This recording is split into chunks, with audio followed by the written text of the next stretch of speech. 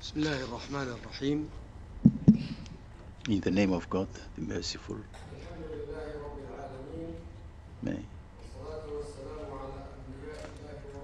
peace be upon the Prophet,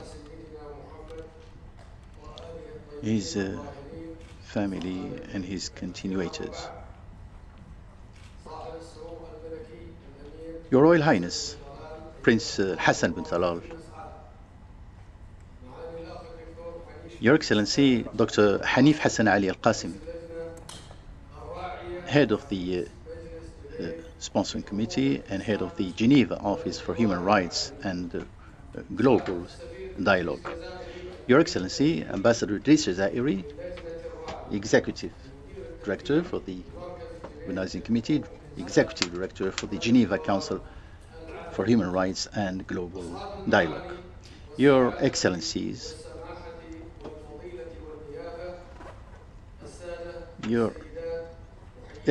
ladies and gentlemen, I would like to say Assalamu alaikum.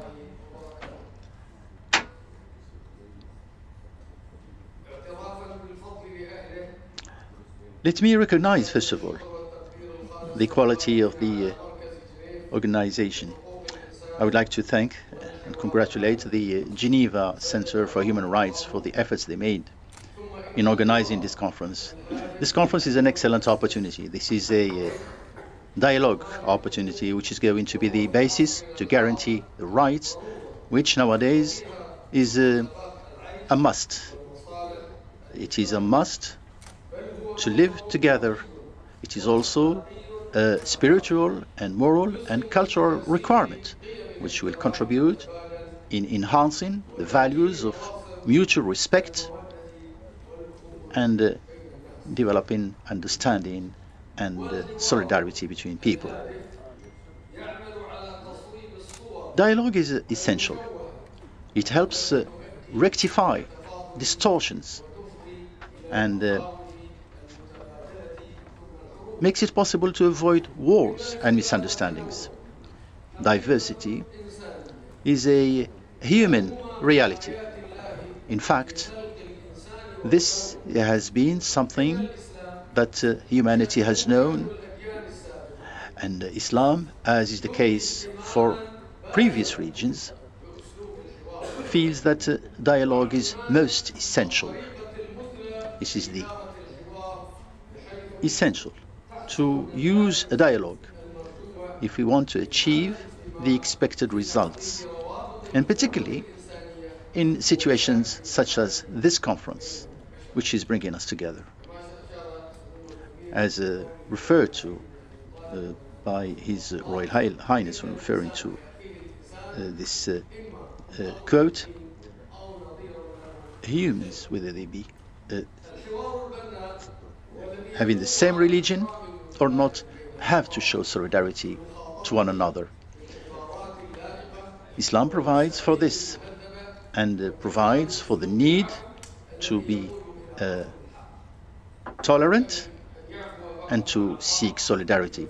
It is important for us to be tolerant if we want to achieve dialogue, because God created the human beings and they may make a mistake.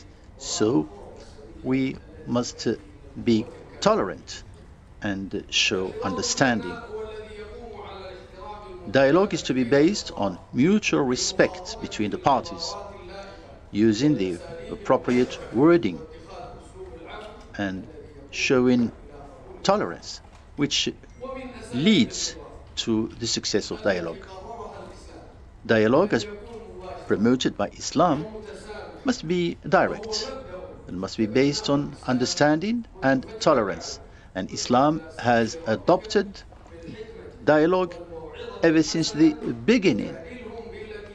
Islam has always encouraged to use dialogue as a means to solve differences and to solve conflicts.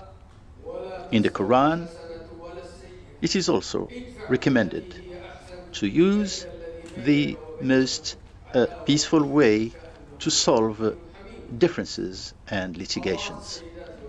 Ladies and gentlemen, the civilizational approach which stems from our religion and which is adopted by the United Arab Emirates, which is the sponsor of this high caliber conference, is something that has been part of our history ever since the creation of our state. Sheikh Zayed Al Nahyan adopted this way of managing things. And this is not something new. This is the actual way that has been adopted by the leaders of our state. Dialogue is essential, and dialogue can bring about positive consequences. And it is essential to seek all means in order to urge civilization, in order to urge societies to go for dialogue. When the Prophet was endeavoring to spread the message of God in the Sahara of the Al Jazeera in Arabia, during those years, liberty and justice were already considered as being the basis for stability and also the basis for enhancing communication and understanding. There cannot be any understanding, there cannot be any dialogue without any freedom nor any justice. The values of justice and freedom paves the way for humans to get ready and to seek ways and means to use the opportunity to enhance dialogue.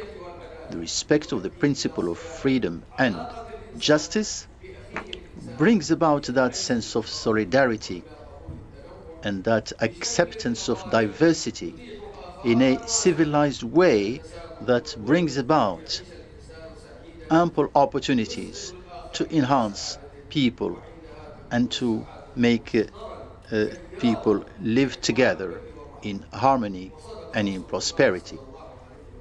The Prophet was right in directing people to behave in a tolerant way. Thank you for your attention. Wassalamu alaikum.